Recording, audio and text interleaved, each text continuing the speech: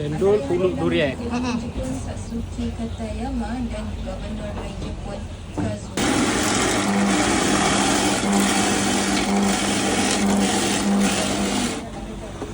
Yang memerlukan komitmen bersama semua pihak, institusi dan masyarakat.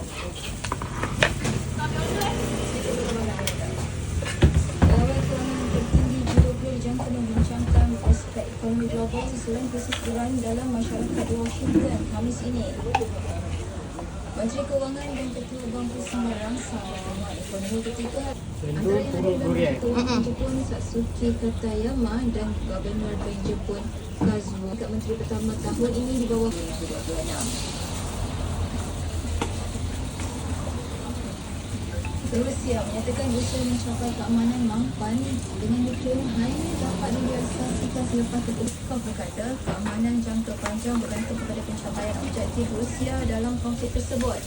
Menurutnya antara isu utama rundingan ialah kawasan Republik Donetsk yang masih sempadan dan tak berada di negara yang dituntutnya. Peskov telah menegaskan rundingan itu akan menjadi pos